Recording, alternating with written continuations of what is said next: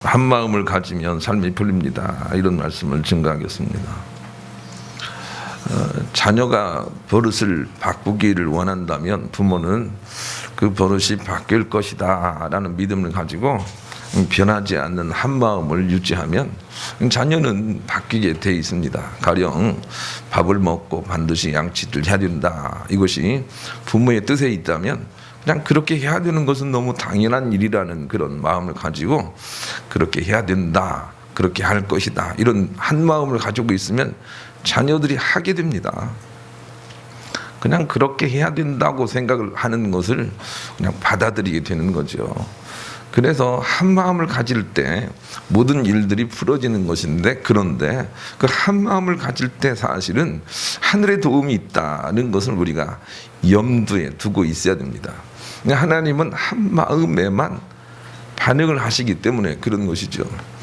그래서 하나님을 믿는다면 사방으로 우겨쌈을 당하고 여러 가지 어려운 일이 있어도 그냥 예수 그리스도의 죽으심과 그 부활을 생각하고 나도 역시 내 생각으로 죽음을 당하고 그 생명을 품으면 그 능력이 나타날 것이다 하고 하나님께서 고린도후서 4장에 말씀을 하셨어요. 다른 말로 얘기하면 죽도록 한 마음을 가져라, 그러면 생명이 나타날 것이다, 이렇게 말씀을 하세요. 한 마음이 너무 중요하죠.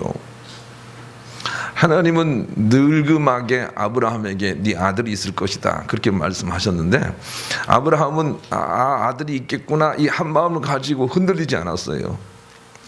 몇십 년이 지나도 흔들리지 않았다, 그렇게 하나님께서 말씀을 하셨거든요.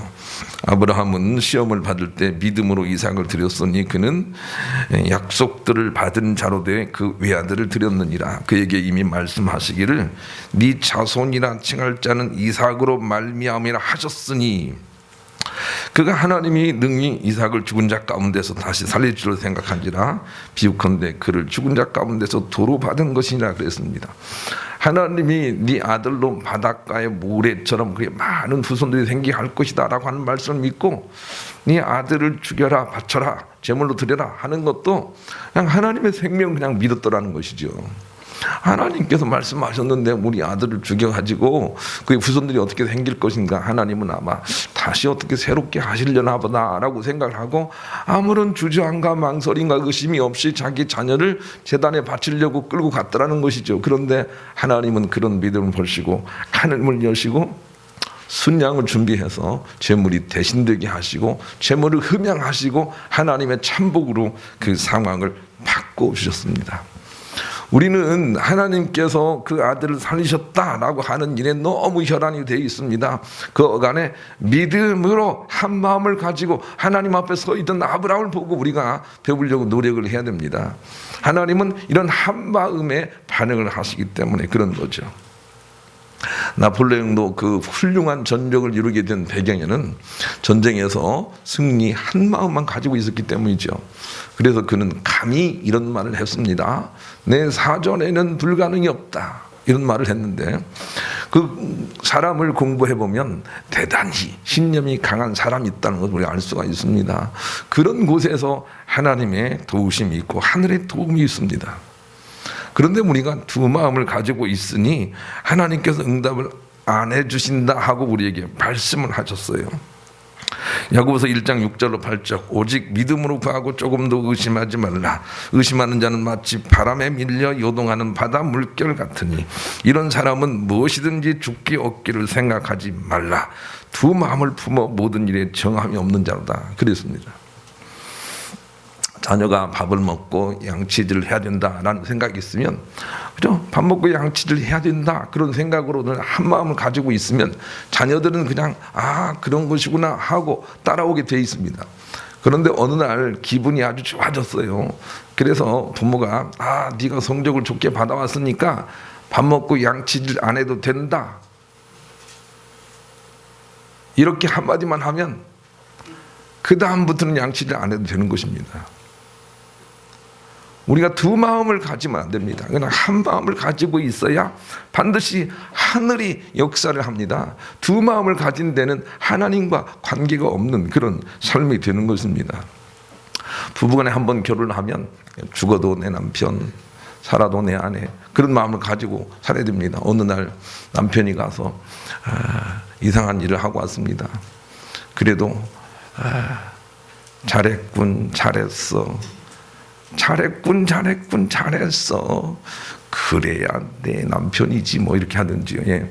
하여튼 그 한 마음을 가지고 있어야만 하나님이 돕습니다. 그런데 여러 가지 마음을 가지고 있기 때문에 안 된다는 거예요. 여러 가지 마음을 가지고 있으면, 두 마음을 가지고 있으면 하나님과는 아무 상관이 없어요. 그냥 세상 마음인 거예요. 에베소 6장 5절로 8절 이렇게 말씀하시죠. 종들아 두려워하고 떨며 성실한 마음으로 육체의 상전에게 순종하기를 그리스도께 하듯 하여 눈가림만 하여 사람을 기쁘게 하는 자처럼 하지 말고 그리스도의 종들처럼 마음으로 하나님의 뜻을 행하여 단마음으로 섬기기를. 단마음이 한마음이거든요. 죽게 하듯 하고 사람에게 하듯 하지 말라. 이는 각 사람이 무슨 선을 행하든지 종이나 자유하는 자나 주에게 그대로 받을 줄을 알미니라. 그랬습니다. 어떤 상황이든지 한 마음을 가지고 있으라는 것입니다. 여러분 어떤 직장에 들어가든지 직장에 들어가면 그냥 한 마음을 가지고 해보라는 것이죠. 그러면 하나님께서 그곳에 반드시 당신의 능력이 나타나게 하시겠다 이렇게 말씀을 하고 계시는 거예요. 두 마음을 가지지 말라 이렇게 우리에게 부탁을 하고 있습니다. 하나님은 우리가 한 마음이 될 때까지 우리를 계속해서 조각해 나가십니다. 우리가 한 마음이 될 때까지 한 마음이 아닌 것들을 자꾸 잘라내신다 그 말입니다. 이것을 우리가 이해할 수 있어야 한 마음에 도전할 수 있습니다. 에레미야 15장 3절 나는 이렇게 네 가지로 내 백성을 벌할 것이다. 그들은 칼에 맞아 죽게 하며 개가 그들을 뜯어먹게 하며 공중의 새가 그들의 시체를 쪼아먹게 하며 들짐승이 그들을 먹어 치우게 할 것이다. 나 주의 말이다. 그랬습니다. 우리가 바르게 한 마음으로 살지 않으면 한 마음 아닌 것들을 제하려고 주님은 부지런히 우리에게 전쟁과 기근과 칼과 연병과 이런 것들로 우리를 치셔서 우리를 다듬어 가시겠다 이렇게 말씀을 하고 계세요. 그러나 우리가 한 마음을 가지면 그런 일들이 없어지죠. 마치 분재와 똑같아요. 이 분재를 키울 때 분재를 키우는 사람은 머릿속에 그림을 가지고 분재가 다른 곳으로 이상하게 자라나면 칼을 가지고 잘라내어서 아름다운 모양을 유지하게 하려는 것과 똑같습니다. 우리가 한 마음이 될 때까지 하나님은 한 마음 아닌 것들로 우리에게 갈등이 되게 하고 전쟁 상황이 되게 해서 한 마음으로 우리가 만들어지기를 원하셔서 주님이 우리에게 가위질을 하시겠다 이렇게 계획을 하고 계신 거죠. 그 가위질 중에 하나가 새예요. 새가 쪼아먹게 하겠다 이런 비유의 말씀을 주신다고요. 그게 오늘 본문이기도 해요. 한번 보십시다. 17절 요한계시록 19장 17절 읽습니다. 시작. 또 내가 보니 한 천사가 태양 안에 서서 공중에 나는 모든 새를 향하여 큰 음성으로 외쳐 이르되 와서 하나님의 큰 잔치에 모여 왕들의 살과 장군들의 살과 장사들의 살과 말들과 그것을 탄 자들의 살과 자유인들이나 종들이나 작은 자나 큰 자나 모든 자의 살을 먹으라 하더라. 이게 어떤 상황인지 아시겠죠? 우리가 한 마음을 가지지 않고 여러 마음을 가지고 두려워하고 염려하고 걱정하고 또는 뭐 화를 내고 이런 일마다 하나님께서 공중의 새라고 비유되는 악한 영들에게 우리가 쪼아먹히도록 그렇게 역사를 섭리하고 계시다는 것입니다. 이것을 우리가 영적인 안목으로 바라볼 수 있어야 합니다. 한번 화를 내보십시오. 그러면 온갖 것들이 여러분을 쪼을 것입니다. 부부가 한번 싸워보십시오. 온갖 것들이 여러분을 쪼을 것입니다. 그러나 하나님으로 한 마음을 가질 때 비로소 그 모든 일들이 그칠 것이다. 이렇게 우리에게 거꾸로 가르쳐 주시는 거예요. 다니엘과 그 친구들을 보십시오. 예수를 믿다가 느부갓네살 왕에게 모함을 당해가지고 이제는 뭡니까? 이 풀무불 속에 던져지게 돼 있네요. 그런데 풀무불 속에 던져져도 이 사람들은 한 마음을 가지고 있어요. 하나님께서 우리를 구해 주실 거야. 그러나 하나님께서 구해 주시지 않아도 나는 너희들 따르지 않겠다. 이렇게 단마음을 가지고 있다고요. 단마음을 가지고 있을 때는 그들이 세 사람이 그 불 속에 들어갔는데, 아니 조금 있다 보니까 네 사람이 있는 거예요. 신령한 사람이 있는 거예요. 하나님이 나타나시는 거예요. 사자를 보낸 거예요. 하나님은 이렇게 단마음을 가지고 있는 곳에만 역사를 하세요. 하나님의 도움을 받기를 원한다면 그냥 한 마음만 가지세요. 그러면 하늘이 도와요. 비록 그것이 어떤 것이라 할지라도입니다. 그것이 어떤 일이라 할지라도 한 마음을 가지는 곳에만 하늘의 신령한 것들과 연관이 있다는 것을 우리가 알아야 되겠습니다. 우리 그런 마음을 가지고 복음성가 191장을 함께 부르겠습니다. 여러분의 남편이 마음에 듭니까? 마음에 드는 것은 정말로 어려운 일이죠. 그런데 그리 아니하실지라도 감사해요. 이렇게 한 마음을 가질 때 진실로 하나님의 도움이 있다는 거예요. 한 마음 잊지 말아야 되겠습니다. 한 마음을 가지기 위해서는 주 안에 서서 믿는 믿음을 가져야 합니다. 여기 천사가 이렇게 말하죠. 17장. 또 내가 보니 한 천사가 태양 안에 서서 공중에 나는 모든 새들을 향하여 큰 음성으로 외쳐 이르되 와서 하나님의 큰 잔치에 모여있는 이 장군들의 살을 먹으라. 그렇게 말합니다. 태양 안에 서서, 이게 중요합니다. 태양이 뭔지 아시죠? 빛이 무엇인지 아시죠? 여기서는 하나님을 상징하고 있습니다. 우리가 하나님 안에 서서 무엇을 하는 게 중요하다는 거죠. 송기철 장로님이 이 두 가지를 분별해서 이렇게 설명을 했습니다. 기도에는 두 가지가 있습니다. 첫째로는 땅에 서서 하늘에 계신 하나님께 무엇을 자꾸 내려달라고 하는 사람이 있는가 하면 주님의 은혜 안에 서서 세상의 어둠을 향하여 주님의 이름으로 저들을 명하여 물리치는 사람이 있다. 그런데 첫 번째 기도에는 능력이 나타나지 않으나 두 번째 기도에는 능력이 나타날 것이다. 그랬습니다.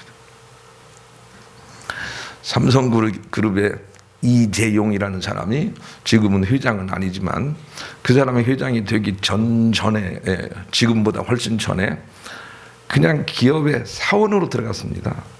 그냥 평직원으로 들어갔습니다. 뭐 과장인지 뭔지 모르겠지만 들어갔습니다. 그런데 그 사람은 마음속에 이미 회장이 있는 것입니다. 오너라는 마음이 이 마음속에 있는 것입니다. 그저 과장의 일을 하지만 이미 나는 주어진 이 오너의 자리에 훈련자로 그냥 있는 것뿐이다 라는 생각을 가지고 있는 것이죠. 그래서 그 길을 향해서 가고 있습니다. 우리에게 필요한 것이 바로 그 마음입니다. 주님의 은혜 안에, 하나님 나라 안에 그냥 서서 우리가 지금 현실 속에 살아가고 있어야 된다는 말이죠. 승리 안에 서서, 천국 안에 서서 우리가 있어야 된다는 거죠. 우리가 몸이 아파도 주님의 놀라운 그 회복 안에 서서 우리가 고통 가운데 병원 치료를 하고 있어야 된다는 거죠. 주 안에 서서 사는 게 정말 중요합니다. 로마서 8장 16절로 17절입니다. 성령이 친히 우리의 영과 더불어 우리가 하나님의 자녀인 것을 증언하시나니 자녀이면 또한 상속자 곧 하나님의 상속자요 그리스도와 함께한 상속자니 우리가 그와 함께 영광을 받기 위하여 고난도 함께 받아야 할 것이냐 그랬습니다. 이재영 씨가 똑같지 않습니까? 우리는 상속자예요. 상속자. 그 하늘 나라의 모든 것들을 위협으로 물려받게 될 거예요. 그런데 우리는 그 안에서 고난을 받는 것뿐이에요. 그러니까 우리가 주님 은혜 안에서, 주 안에서 in Christ, 이게 신학적인 용어예요. 주님 안에서 우리가 고통 가운데서 이겨내는 그런 훈련을 해야 됩니다. 주님 안에서, 승리 안에서 우리가 이런 일들을 감당하고 있는 거죠. 그래야만 된다 하고 이 천사를 통해서 우리에게 하나님께서 증언합니다. 천사는 태양 안에 서서 명령을 하고 있는 것이죠. 우리 아버지는 연로하시고 암도 이미 깊어져 있는데 그럼에도 불구하고 항상 이 믿음 안에 깨어 있습니다. 그래서 나의 소망은 천국이다. 우리 엄마가 조금이라도 힘들어하면 여보 당신의 소망은 천국이야. 우리는 천국 갈 사람이야. 이렇게 말을 해요. 깨어있는 거예요. 그래야만 우리의 고난이 진실로 좋은 하나님의 능력의 장중으로 나가는 그런 길이 될 수가 있는 것입니다. 그래서 주님 안에서, 은혜 안에서, 승리 안에서 우리가 서 있는 게 중요합니다.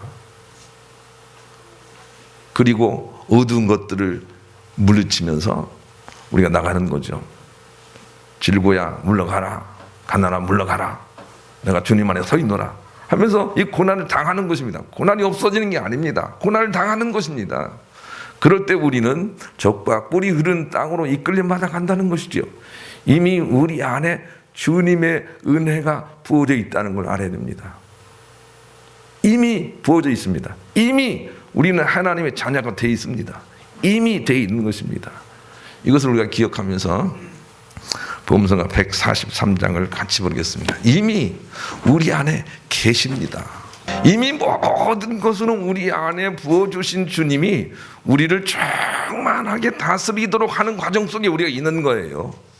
이미 그분이 부분으로 들어와 있는 게 아니에요.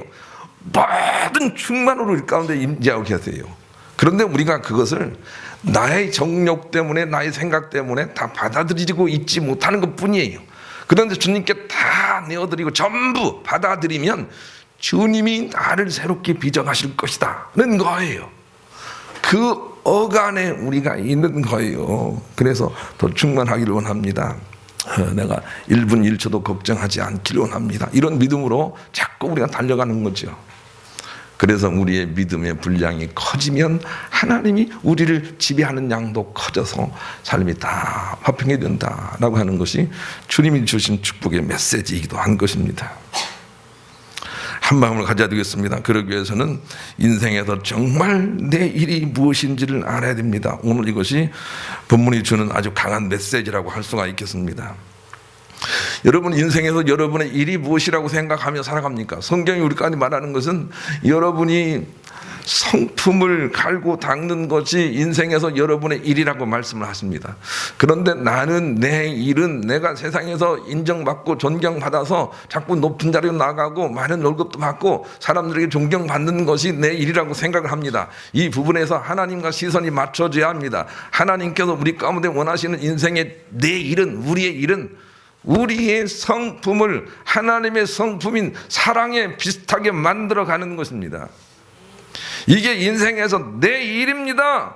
이 내 일에 대한 자각을 하지 못하면 세상에서 훌륭한 사람이 되어서 그 훌륭한 사람이 된 것이 꼭 구원의 조건이 된 것처럼 하나님 앞에서 내가 세상에서 이런 일을 했는데요, 내가 장로와 목사를 했는데요 라고 그런 잘못된 반응을 하게 되는 것이죠. 그래서 하나님은 우리를 쪼아서 다듬어내는 새들에게 이런 사람들을 쪼아라 이렇게 말씀을 하고 계세요. 그게 18절이에요. 이런 사람들을 쪼아라. 예. 한번 읽읍시다. 18절 시작. 왕들의 살과 장군들의 살과 장사들의 살과 말들과 그것을 탄 자들의 살과 자유인이나 종들이나 작은 자나 큰 자나 모든 자의 살을 먹으라 하더라. 예. 하나님의 은총 아래 있지 않는 모든 성공자나 실패자나 가난한 자나 자유자나 아니면 종이나 상관없이 그들의 살을 쪼으라는 것입니다. 여기서 우리가 명심해야 될 것은 왕들과 장군들과 장사들의 살을 쪼으라라고 하는 거죠. 세상에서 우리가 성공한다는 것은 하나님께 별로 관심이 있는 일이 아닙니다. 나는 여러분에게 권면드립니다. 인생을 사는 목적을 알면, 인생의 뜻을 이해하면 모든 고난을 극복하고 우리가 승리할 수 있습니다. 상황을 극복할 수 있습니다. 그런데 하나님께서 우리에게 주시는 인생의 의미와 뜻은 우리가 신의 성품을 닮아가는 것입니다. 이것이 여러분의 일이 되어야 합니다. 여러분 일주일 동안 무슨 일을 하고 왔습니까? 제가 속된 표현하면 섭 빠지게 회사 일을 하고 오셨죠. 섭 빠지게 가정 일을 하고 오셨죠. 집이 그냥 밴들밴들하게 청소 여러 번 하셨죠. 그런데 그것은 여러분의 일이 아니고 여러분의 일은 여러분이 어떤 상황이라 할지라도 기죽지 않고, 어떤 상황이라 할지라도 낙심하지 않고, 어떤 상황이라 할지라도 화내지 않고, 어떤 상황이라 할지라도 사랑할 수 있는 일이 여러분의 일이라고요. 그래서 주님은 성공자의 살도 먹어라 이렇게 말씀을 하고 계시는 거예요. 우리가 성공했다는 것은 천국에 아무런 조건과 이유가 되지 않습니다. 우리가 하나님 나라에 들어가는 유일한 조건은 우리의 성품입니다. 그러니 여러분의 일은 무엇입니까? 내 인생의 일은 내가 성품을 갈고 닦는 것이다 라고 하는 것이죠. 가난해도 내가 기죽지 않겠다. 그것이 우리가 해야 될 가장 첫 번째 일이라는 것을 우리가 알아야 되겠습니다. 마태복음 7장 12절에 이런 부분이 있습니다. 바리새인을 지칭하고 있지만 그 사람이 예수님의 심판 앞에서 이렇게 말합니다. 내가 주님 이 세상에 살면서 능력도 행하고 내가 선지자 노릇하고 얼마나 좋은 일을 많이 했습니까? 그런데 내가 왜 지옥에 가다니요 하고 주님께 항의하는 장면이 있습니다. 그때 주님은 이렇게 이런 지하에 거절을 하면서 말씀을 하십니다. 이 불법을 행하는 자들아 내게서 떠나가라 이렇게 말씀하십니다. 왜 그것이 불법인지 알아야 됩니다. 주님의 이름으로 내가 능력을 하겠습니다. 병든 자를 얼마나 많이 낫게 했습니까? 그런데 그것은 하나님의 일이지 우리의 일이 아닙니다. 하나님이 하실 일입니다. 우리가 잘 되거나 못 되거나 하는 것은 다 은사로 하나님께 주시는 것뿐입니다. 우리의 일은 우리의 성품을 갈고 닦는 일입니다. 그래서 자기 자랑을 하는 그를 향해서 불법이라고 칭을하고 있는 것입니다. 다시 한번 얘기합니다. 이 세상에서 내가 부귀영화 공명을 누리고 성공하고 출세하는 것이 내 일이 아닙니다. 내 일은 나의 성품을 갈고 닦는 일입니다. 이 일을 매진하고 있는지 한번 생각해 봐야 됩니다. 바울은 전도를 하지만 전도를 한다는 것이 자기의 주 목적이 아니라는 걸 늘 알고 있습니다. 전도를 하는 게 주 목적이 아니고 전도를 하다가 내가 잘못하여 내가 오히려 벌을 받을까 하여 자꾸 자기를 채찍질하여 자기 자신이 먼저 세워지는 일에 앞장서고 있습니다. 세상에서 여러 가지 일을 할 뿐만이 아니라 교회 안에서 여러 가지 일을 한다 할지라도 그 마음의 성품이 고쳐지지 않고 있다면 버림받습니다. 그것이 오늘 본문이 주는 교훈입니다. 인생에서 여러분의 일은 여러분의 성품이다라고 하는 걸 꼭 기억하시는 모두가 되었으면 좋겠습니다. 알렉산더 듀마라는 사람이 쓴 몬테크리스토 백작이라는 유명한 소설이 있습니다. 그 소설에 보면 주인공이 나오는데 에드몽 당테스, 이 사람이 억울하게 모함을 당해서 감옥에 들어가게 됩니다. 그래서 감옥에서 오랫도록 종신토록 그렇게 살아야 되는데 역시 감옥에 들어와 있는 마테나 신부라는 분을 만나서 이 귀족들의 삶에 대해서 배웁니다. 귀족들은 이렇게 하는 것이다. 그리고 뭐 인생은 이렇게 하는 것이다 하고 제가 여러분에게 증거한 것처럼 삶의 목적 같은 것도 다 가르쳐 줍니다. 그리고 나서 당신은 젊으니까 이제 여기서 탈출해서 그래서 다시 한번 그렇게 좋은 인생을 살아보라 하고 이 마테나 신부가 열심히 이 주인공을 가르쳐 줍니다. 그런데 주인공이 그러면 내가 어떻게 여기서 탈출할 수 있을까요? 그랬더니 마테나 신부가 내가 다 생각이 있다 하고는 자기가 죽을 때 그 사람을 부릅니다. 그리고 나서 내가 죽으면 이 사람들이 나를 바다에 갖다 던질 건데 내 대신 죽은 채 하고 있다가 네가 빠져나가라 그렇게 말하지요. 몬테크리스토 백작이요. 그런데 이 주인공이 신부님에게 하는 말이 그게 될까요? 그렇게 말을 합니다. 안 된다는 거죠. 신부가 하는 말이 이렇게 말합니다. 너 하나님 믿나? 네 하나님 믿나? 이렇게 묻습니다. 그랬더니 이 주인공이 하는 말이 안 믿은 지 오래됐습니다. 그러자 신부가 하는 말이 네가 믿었건 안 믿었건 하나님은 여전히 널 믿는다 그렇게 말합니다.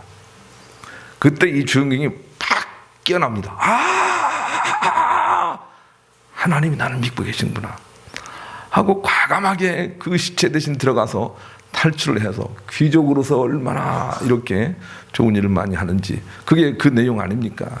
그 당시에는 신앙이 유럽에 퍼져 있기 때문에 다 신앙으로 써진 것이죠. 여러분, 여러분이 하나님을 사랑하지 않아도 하나님은 여러분을 사랑하십니다. 이 사실에 눈을 뜨는 게 중요합니다. 그리고 그 하나님을 붙드는 거예요. 하나님이 나를 기적하시도록 내어 맡기는 거예요. 그리고 제발 여러분의 욕심과 조급함을 내려놓고 성품을 갈고 닦아 한 마음이 되도록 애쓰는 거예요. 하나님으로 한 마음. 그러면 하늘이 돕겠다 이렇게 말씀하세요. 나는 한 마음하고만 연관이 있다, 그렇게 말씀을 하고 계신다고요. 리차드 니버라는 사람도 이런 말을 했습니다. 기독교는 무슨 새로운 것을 찾는 종교가 아닙니다. 십자가도 무슨 새로운 것을 만드는 것이 아닙니다. 이미 있는 그것을 깨우쳐 주려는 것이 기독교이며, 이미 있는 그 자리에 들어가야 새롭게 된다는 것을 알려주는 것이 바로 예수 그리스도의 십자가입니다. 우리 믿는 사람이라면 무슨 문제를 해결하려는 시도와 기도보다는 먼저 이루어야 할 것은 이미 있다는 것을 발견하는 깨달음이 먼저 필요합니다. 금과 은은 나에게 없거니와 나에게 있는 것으로 내게 주노니 곧 나사렛 예수 그리스도의 이름으로 명하노니 일어나 걸어라 그랬습니다. 우리는 금과 은은 없지만 이미 예수 그리스도가 사용하라고 주신 그 이름이 있다고요. 내 이름을 팔아라, 내 이름을 팔아라, 내 이름을 팔아라. 그것이 이미 있다는 거 알아야 돼요. 예수 그리스도의 이름으로 명하노니 우리 가정에 있는 가난은 물러가라 하고 우리가 이미 있는 것을 사용할 수 있어야 해요. 오로지 그리고 믿어야 돼요. 한 마음으로, 아, 주님을 부익게 하시는 분이시구나 하고 한 마음을 가져야 돼요. 그러다가 남편이 월급을 툭 적게 가져올 때도 걱정하지 마 남편, 내가 붙들고 있는 게 있어, 그렇게 해야 되는데, 그런데 어느 순간 마음이 낙심이 돼가지고 이거 가지고 어떻게 살란 말이요, 지금 명절도 돌아오는데 이거 가지고 어떻게 살란 말이요 하고 두 마음으로 떨어지는 게 문제라는 거예요. 하나님은 한 마음에만 역사를 하세요. 그것은 우리가 말씀을 통해서 깨달을 수 있어야 하는 것입니다. 마태복음 21장 21절로 22절, 예수께서 대답하여 이르시되 내가 진실로 너희에게 이르노니 너희가 만일 믿음이 있고 의심하지 아니하면 이 무화과 나무에게 된 이런 일만 할 뿐 아니라 이 산더러 들려 바다에 던져지라 하여도 될 것이요 너희가 기도할 때에는 무엇이든지 믿고 구하는 것은 다 받으리라 하시니라. 이 조건이 무엇이죠? 의심이 없어야 한다는 것입니다. 한 마음이 되어야 된다는 것입니다. 왜냐하면 하나님은 한 마음에만 역사를 하시기 때문입니다. 우리가 무슨 일을 하든지 그것을 이루길 원한다면 한 마음을 가지십시오. 제가 청년들에게 그런 설교를 한번 했는데 이 청년들이 그것을 많이 활용하지 않는 것 같아요. 정말로 제가 좋아하는 이성이 하나 나타났어요. 저 사람 마음을 좀 얻어야 되겠어요. 그때는 어떻게 하면 되는 거죠? 한 마음을 가지면 되는 거예요. 한 마음을 가지면, 예. 주님의 이름으로 너는 내게 사랑을 고백하게 될 것이다. 이 한 마음을 가지고 있는 거예요. 그런데 어느 날 남들에게는 다 데이트 신청하는데 나한테 신청을 안 하는 거예요. 근데 두 마음이 생겼어요. 아이고, 제가 나를 좋아하지 않는가 보다. 그것이 없는 거예요. 제가 나를 좋아하지 않는가 보다. 그게 없는 거예요. 오로지 한 마음을 가지는 거예요. 한 마음을 가질 때는 내가 하는 것이 아니라 저 위에서 한다 그 말입니다. 내가 저 회사에 들어가고 싶다면 그냥 한 마음을 가지십시오. 면접에서 떨어졌다고 해도 그냥 한 마음을 가져보십시오. 그러면 하나님이 어떤 방식으로든 당신이 신비하게 하시는 것입니다. 그런데 할 수 있는 고민은 다 하고, 예수 믿지만 또 술집에 가서 편하게 자기를 잊어버리려고 하고, 예, 어떻게 하나님의 도우심을 받을 수 있겠냐는 것입니다. 하나님은 두 마음에는 역사하지 않습니다. 오로지 한 마음엔 역사하기 때문에 한 마음을 가져라. 그러기 전까지는 새들이 너를 쫓을 것이다. 이렇게 우리에게 말씀을 하시고 하고 계시는 것입니다. 그러나 영원한 승리를 원한다면 선하신 하나님으로 한 마음을 가지라는 것입니다. 다른 말로 얘기합니다. 일본처럼 천황을 중심으로 한 마음을 가져도 힘이 있습니다. 그걸 우리에게 보여주고 있잖아요, 일본 역사가. 그런데 그들은 영원히 승리하지 못합니다. 어느 순간인가는 절망에 빠지게 될 것입니다. 그러나 영원히 승리하기를 원한다면 전능하시고 선하신 그분으로 한 마음을 가지라는 거예요. 모든 것으로 승리하기를 원한다면 복잡하게 이 문제 한 마음 가지려고 애쓰고 이 문제 한 마음 가지려고 애쓰는 것이 아니라 그냥 영원하신 크고 위대하신 하나님으로 한 마음을 가지고 살라는 거예요. 그러면 범사가 다 부러질 것이다, 이렇게 하나님께서 우리에게 말씀하시는 것이죠. 우리가 왜 다윗처럼 하나님으로 한 마음을 가지려고 애써야 하는지 그 원리와 이치를 이해할 수 있어야 됩니다. 이제 명절이 돌아오는데 여러분이 한 마음을 가지할 때입니다.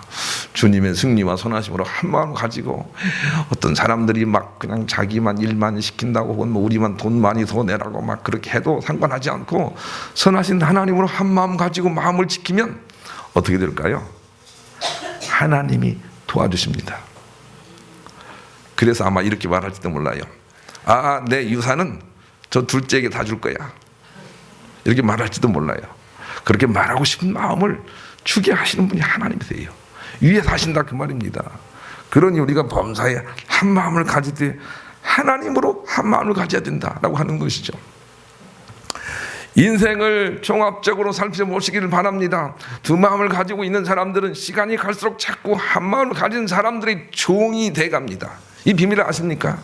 여러 마음을 가진 사람들은 자꾸 한 마음을 가진 사람들에게 복종하게 됩니다. 나이 들수록 그런 것입니다. 하나님으로 한 마음을 가져야 되는 원리와 이치를 안다면, 아, 그것이 나에게 주님이 원하시는 하나님의 아들의 권세와 능력으로 주님이 이끌어 가실 것이다 라고 하는 걸 알고 그냥 주님으로 한 마음 가지려고 애를 씁니다. 상황에 따라서 놀라지 않으려고 애를 쓰는 것입니다. 두려워한다면 형벌이 있다는 걸 깨닫는 것입니다. 그리고 두려워하지 않으려고 애를 쓰는 것입니다. 그런 사람들은 나이를 먹을수록 영향력 있는 사람이 돼갑니다. 천국에 가서는 더 영향력 있는 사람이 될 것입니다.